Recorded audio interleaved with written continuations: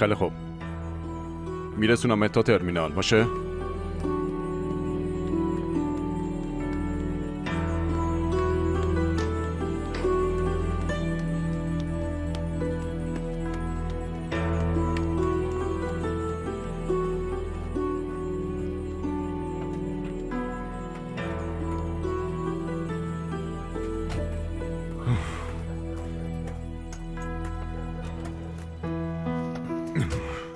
برای یه چیزی که دیدم توضیحی هم داری؟ توضیح میخوای چی کار؟ تو همین الانش هم دلت با من نیست. من فقط 2 روز زن تو شدم. انقدر راحت باورم از دست نمیدم. رفتم تو آشپزخونه دیدم یه دختر جلو پات زانو زده، صورتشو گرفته تو دستات گریه میکنه. التماس میکرد شوهرش همراه خودش برنگردونم ده، میفهمی؟ شوهرشو فرستادیده؟ آره ولی موقتا. اونم فقط به عنوان تنبیه. سر عروسی بی احترامی کرد. دختر خیلی خوشگلیه. خب وقتی اونجوری دیدمتون، میخوای اولین دعوامونو بذاریم سر میز شام؟ من با شکم خالی نمیتونم باهات بحث کنم. اولین دعوامون روزی بود که آشنا شدیم، دومیش هم فرداش، اینم سومی. آدما هیچ وقت درس نمیگیرن. همون روز اول باید میفهمیدم چه جادوگری هستی و فرار میکردم، اما به جاش ازدواج کردم. پس من چی؟ دنبال یه مردی راه افتادم که اصلا نمیشناختمش، حالا اینجام تو حرم سرای اون.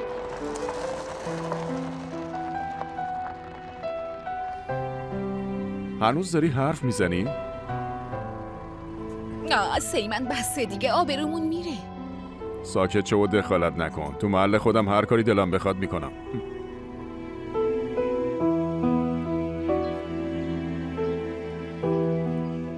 بفرما عزیزم، ولی اگه این تخم مرغ نخوری مرغ از دست دلخور میشه. زود باش بخور.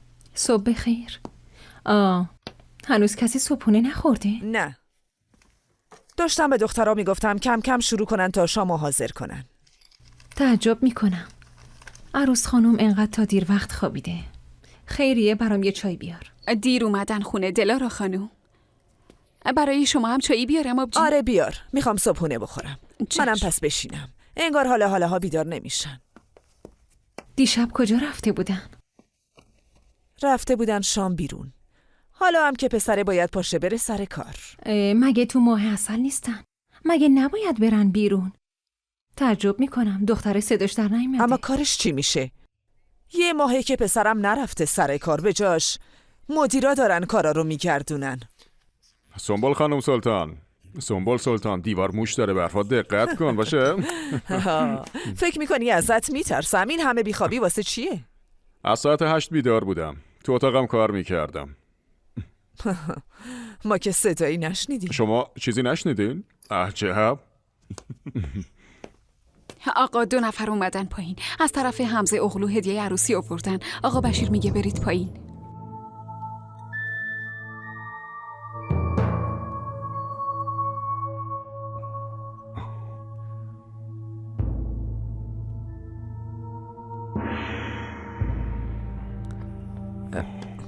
عجب رویی دارن. مواظب باش پسرم، اینا کلکم زیاد دارن.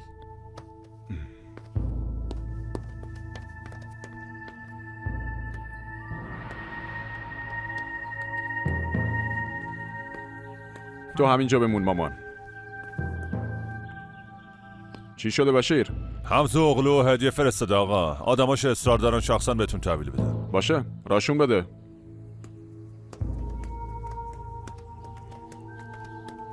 قربان آقا سلام رسوندن و بهتون تبریک گفتن.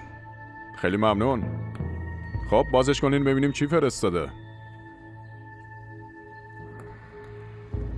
چی شده؟ چرا مکس میکنین؟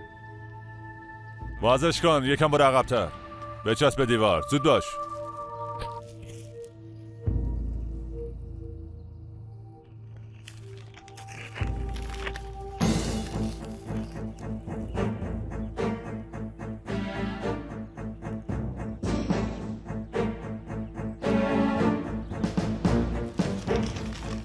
صبح بخیر. همونجا بمون. زود باشین دیگه، چی کار میکنین؟ یه لحظه همونجا وایسا. مثل اینکه هدیه عروسی فرستادن برامون.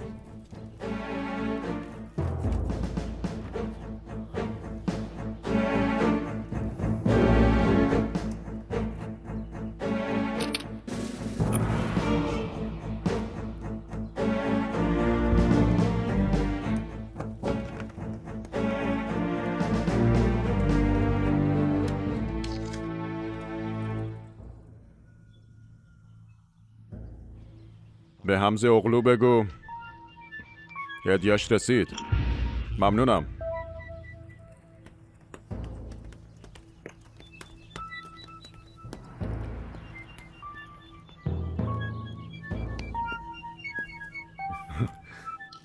خنجر قشنگیه.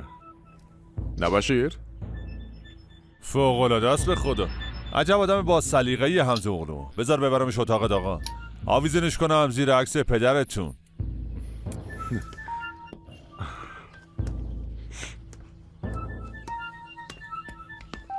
اینجا چه خبره سیمن؟ صبح خیر خوشگلم. خوب خوابیدی؟ هیچی، روال همیشگیه. هرچی از بیرون بیاد باید بازرسی بشه. بیا بریم صبحونه بخوریم. دیرم شده باشه.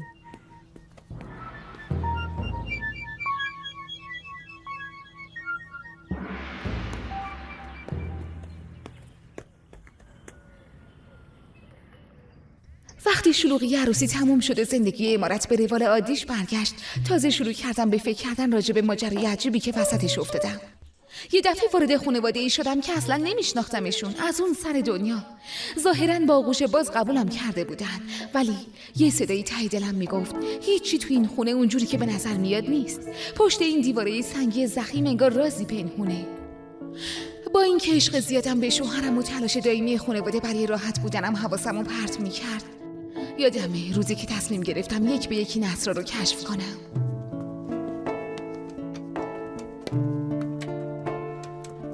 ای بابا، این هدیه هم که تمومی ندارن. این حرفو نزنید، من عاشق هدیه‌ام.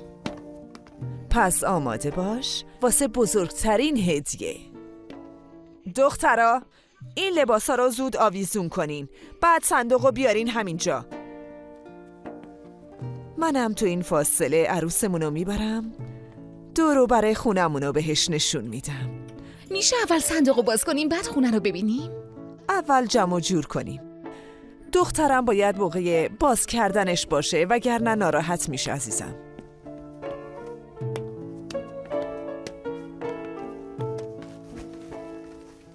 بجنبین، مگه تا به حال همچین چیزی ندیده بودین؟ زود باشین. این همه لباسا رو میخواد کجا بپوشه؟ اگه جای اون بودم نصفشو میدادم به تو. یه دست لباس شیک میپوشید یا با مهمت میرفتی بیرون. ای بابا، اون دیوونه اول باید یاد بگیره چنگل دست بگیره. شاید اون معلمی که قراره واسه زلیش بیاد بهش یاد بده. خودت همیشه میگی هیچی نمیدونه. انگار خودش مدرسه اشرافی رفته. با اون به موی کودن چی کار میکنه؟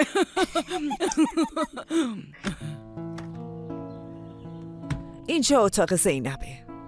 معلومه اتاقش مثل خودش پر انرژیه. زینب تنها دلخوشی ماست تو این خونه. البته تو هم هستی عزیز دلم. وقتی نوام بیاد که دیگه نور علی نور. اینجا هم اتاق دلاراست. مزاحمش نمیشیم، شاید خوابیده باشه.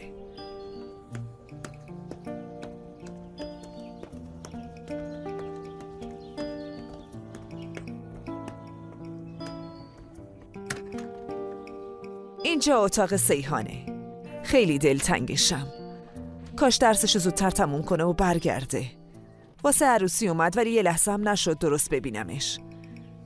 وقتی سیحان میفته تو جمع دوستای قدیمیش ما رو کلن فراموش میکنه. باید هرچه زودتر زنش بدیم. این دوتا برادر اصلا شبیه همدیگه نیستن. سیمن آرومه و سیحان کلن سر به هواست عزیز دلم. البته از کجا باید بدونم سیمن چی کار میکنه؟ میدونم. اینم اتاق من. در این اتاق همیشه به روت بازه دخترم. یادت نره. بابت همه چیز ممنونم. از اول با هم مهربون بودین. همه چی خیلی سریع پیش رفت ولی حتی یه لحظه هم حس نکردم که منو نمیخوای. تو پسر منو خوشحال کردی. از روزی که اون با تو آشنا شده سر حالو شاده، مثل یه شیر قوی میمونه عزیز دلم. میگن مرد و زنش میسازه، پس من باید از تو تشکر کنم.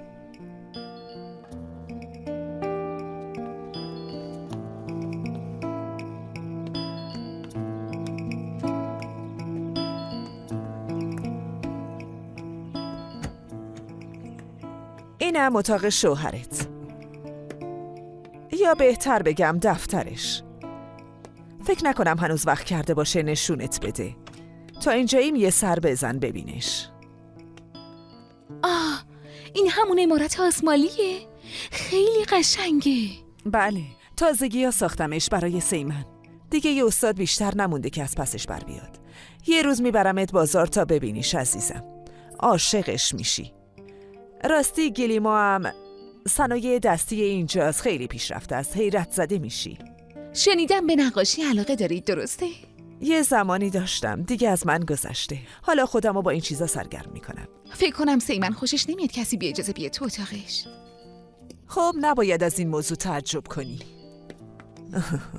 بذار یه چیزی بهت بگم.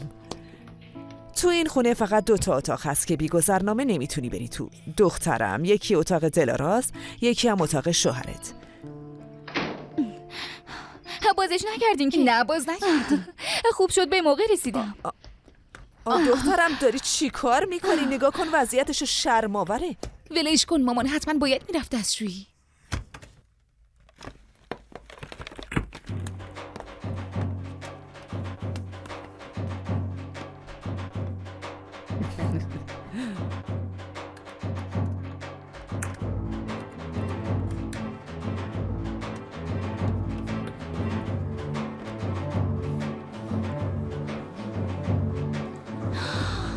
وای چه قشنگه. یه ماشین چقدر قشنگه. خیلی قشنگه.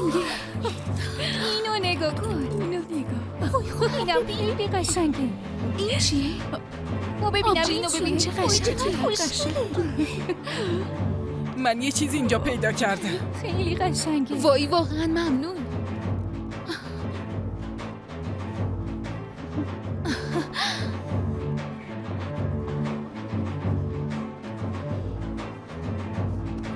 اینا یه اثر هنری هن، نمیدونم چی بگم. یه صندوق گنجه. آبجی خیریه، بگیریم. مامان میشه اینو بدی به من؟ از عروس خانم بپرس. میتونیم اینو بدوزیم رو کاپشن جینم. فوق‌العاده. آبجی بهار میرم میارمش. امتحان کنیم. برو بیا. اینو نگاه کن. وای این چقدر قشنگه. آی خیلی خوشگل میشه. منو ببین، مجله هم کجان؟ هر جا که خودت گذاشتی. یه لحظه زینب بودو بیا. ببین این نگاه یکی از چقدر اونم بهتره. بهتره. وای نگاه.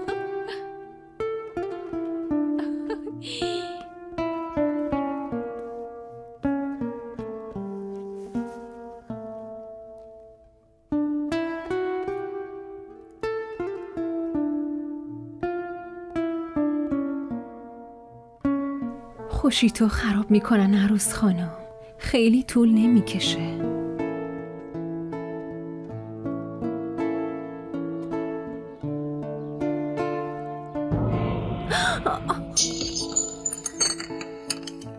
آخه تو چرا اینقدر بی سر و صدا میای تو؟ حتی قدماتم صدایی ندارن. گریه نکن. چرا داری گریه میکنی؟ ول کن دستتو میبری. گفتم ولش کن. خدای من ببین دستتو بریدی. عزیزم گریه نکن. گریه نکن عزیزم. گریه نکن عزیزم. عزیزم.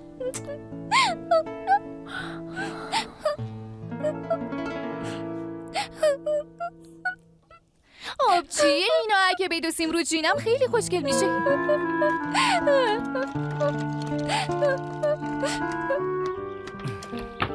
برو کنار، جای دیگه نداری بازی کنی؟ ببینم تازه اومدی؟ آره. زینب خیلی وقت رسیده. خب به به چه عالی. چی شده؟ شما 2 دعواتون شده؟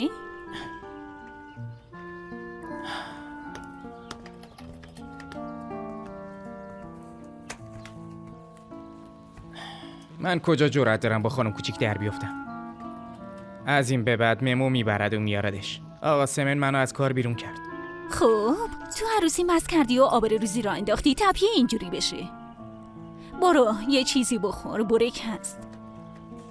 میل ندارم، ممنون. به نظرم بهتر از همین الان تاوان بدی. دیرتر سخت‌تر میشه. فکر کردی همه به اندازه تو کند ذهنن؟ آره؟ گوش کن، به خاطر برادرش از دختره انتقام نگیر، باشه؟ امروز تو مدرسه حتی یه نگاه بهم نکرد. ما از بچگی با هم بزرگ شدیم. میشست تو کامیون اسباب بازیم. منم همینجوری دنبال خودم همه جا میکشیدمش، اما با یه حرف برادرش به من پشت کرد. مطمئنی فقط حرف برادرش بود؟ نکنه خودت ترسیدی و اول پشت کردی؟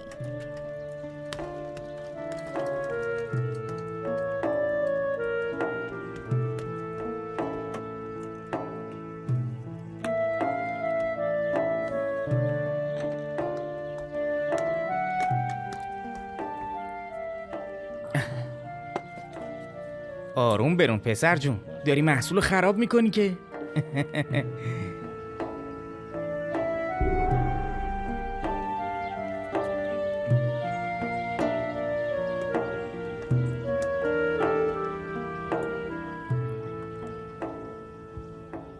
مادرم همیشه اینجا منتظر میمون تا بابام از سر کارش برگرده. 40 سال هر روز غروب. نزدیک غروب که میشد خونه میافتاد تو تب و تاب، سفره رو میچیدن، راکی رو از فریز در میآوردن، حتی تو لیوانا میریختن که آماده باشه. مادرم تمام روزا در انتظار اون لحظه بود و پدرم هیچ غروبی رو از دست نداد تا اون روزی که دیگه نیومد خونه. دلارا خانم، میتونم یه چیزی بپرسم؟ آره بپرس. شوهر شما چی شد؟ یعنی چطور فوت کرد؟ شوهرمو کشتن. ما یه کینه 50 ساله رو نادیده گرفتیم. عاشق همدیگه شدیم. پدرم گفت خوبه برای صلح جوونا رو به هم ذوقل و وصل کنیم که دشمنی تموم بشه. ولی مادرم هیچ وقت اسبانه قبول نکرد. خانواده اونم از من متنفر بودن. حتی نوه هاشونم نمیخواستن ببینن. یه روز عثمانو کشتن و همگی خیلی راحت از مرگش گذشتن. زندگی تو این خونه خیلی زود برگشت سر جای اولش. انگار اصلا عثمانی وجود نداشته. سیمن اومد. ببخشید، فکر نمی کردم انقدر زود بیاد. نمیخواستم حرفتون رو قطع کنم. برو پیش واسش، بعدن حرف میزنیم.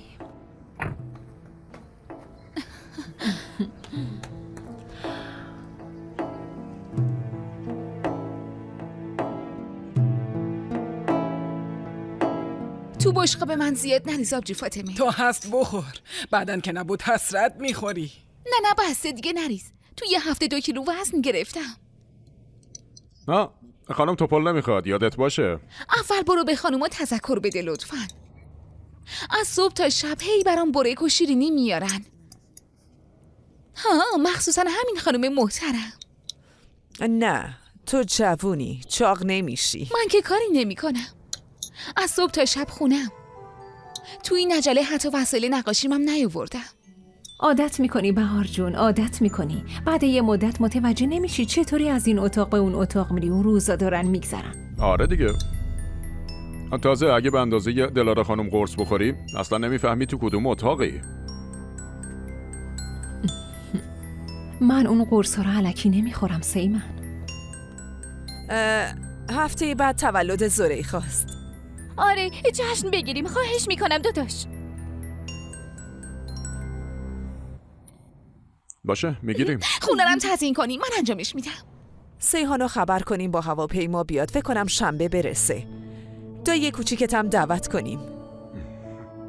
عزیزم نوش جونتون، من میرم تلویزیون ببینم. بیا زلیخا. دخترم اول غذاتو تموم کن. بذار تو اتاق پای تلویزیون غذاشو بخوره.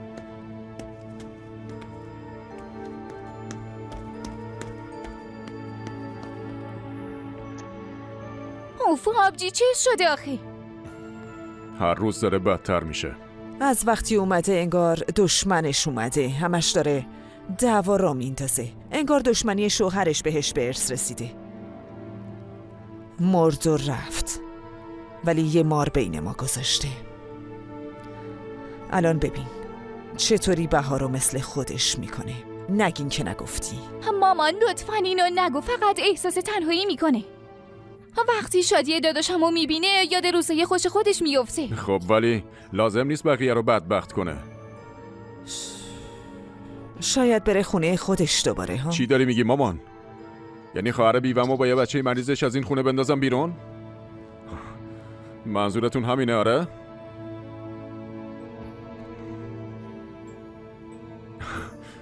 خودم میدونم چطوری جمعش کنم. آبجی فاطمه؟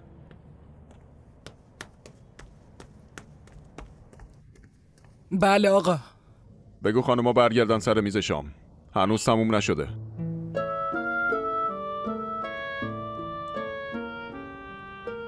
نشنیدی چی گفتم آبجی فاطمه؟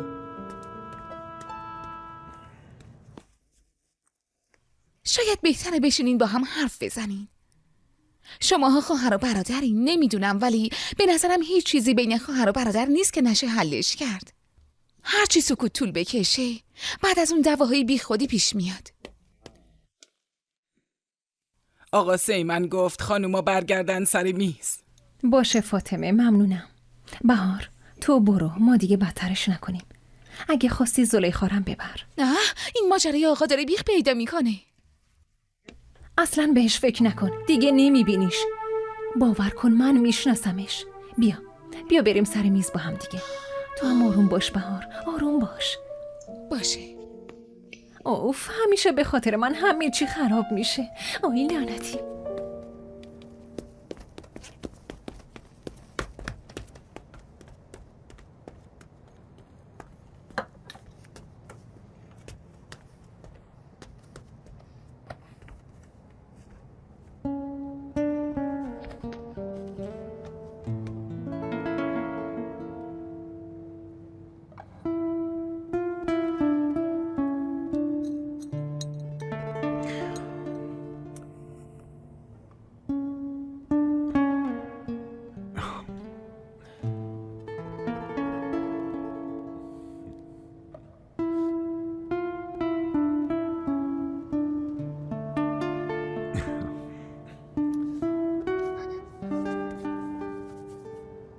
واقعیتش کلکل و درگیری هیچ وقت تو ذاتش نبود.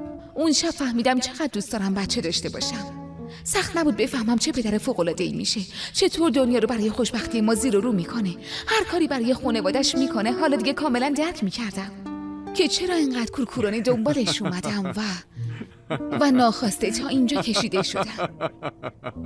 یعنی این دستی که مدام قلبمو فشار میده چیه؟ یه سورپرایز بزرگ واسه تولد زلیخا تدارک میبینم. ببینم چیه زلیخا؟ هیچ سورپرایزی بزرگتر از مال من نیست. خیلی خوب. پس حالا هر کی یه کاری داره. منم یه لباس قشنگ واسه نوام میخرم. فردا میریم بازار. یه خیاط خوب میشناسم. میگم یه مدل شبیه لباس پرنسس براش بدوزه. زود تموم میکنه، نه دخترم؟ فردا دخترا رو ببریم شهر ها؟ نظر چیه سیمن؟ جاهایی هست که میخوام به بهار نشون بدم. خوبه. تازه یکم هم اون غذایی که خوردین هضم میشه.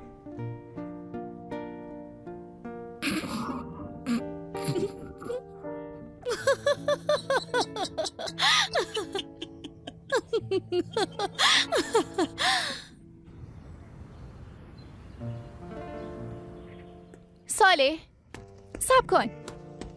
بفرمایید زینب خانم. زینب خانم؟ ببینم تو عقل تو از دست دادی؟ چی میخوای بگی؟ بگو. میتونی این دفتر رو بدی به مینه؟ من امروز نمیام مدرسه. چشم.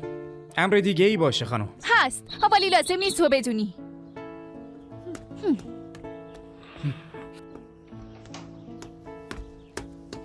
چی شده پسر جون؟ ای بابا.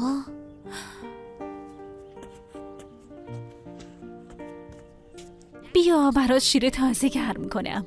الان همه صدق گاو دوشیده. چه شیری آخه آبجی؟ من که بچه نیستم. بیا تو دیگه. همینجا خوبم. بیا الان یکی میبینه که داری گریه میکنی. بیا.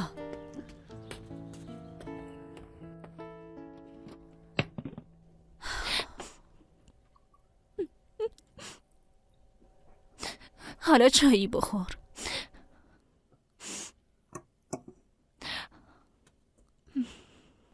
بفرما.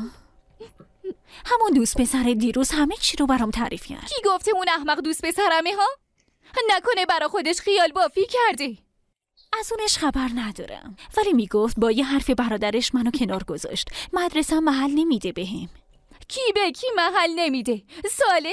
آره ساله. گفت از نوزادی با هم بزرگ شدیم. کارش درست نبود. یالا اینجوری مثل بچه ها گریه نکن. برو هرچی میخوای بهش بگو. بگو بزدل، بگو نامرد، هرچی. کجا بودی زینب؟ همه پای میز میپرسن کجایی. آسیه همه جا دنبالت میگشت. بیا صبحونه بخور قبل اینکه برن و جا بمونی. دجله یه قهوه درست کن. عروس خانم تو اتاقشه. گفت سرش درد میکنه و قرصامم بیار. زود باش دیر نکنی ها.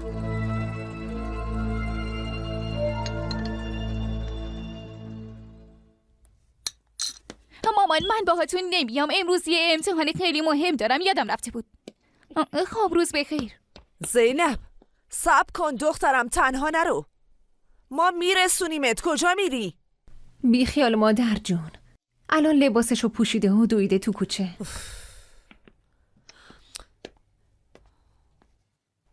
این دختره یه نقشه‌ای حتما داره. تازه واسه سیمنم دردسر درست کرده. هر روز با صالح میرفت مدرسه. چرا سیمن یهویی گیر داده به اون پسره؟ پسر پررو شده بود. به پدر و مادرش بی احترامی میکرد. سمن ترسید رو دختر تاثیر بذاره، برای همین بیرونش کرد. صبح بخیر مامان. بازار رفتن رو بذارید واسه فردا باشه. چرا چی شده؟ بهار دوباره سرش درد گرفته مامان. دیشب اصلا نخوابید. اینقدر بهش فشار نیارین. از دستمون خسته شده مامان جون. میگم سرش درد میکنه آبجی. باشه پسرم، هممون فردا میریم. چیز مهمی نیست. تازه زینب گفت امروز امتحان داره. رفت مدرسه. بچه لباس میخواد. منم یکم تو شهر کار دارم. فردا میرید. خیلی خوب، هر طور شما بگین. هر وقت عروس خانم صلاح بدونن ما هم میریم. هر روز زود پا میشیم و خودمون رو آماده میکنیم. آخرش هم باید صبر کنیم که عروس خانم حال داشته باشن. آبجی چرا اینجوری میکنی؟ چرا همش دنبال اینی که آرامش ما رو به هم بزنی؟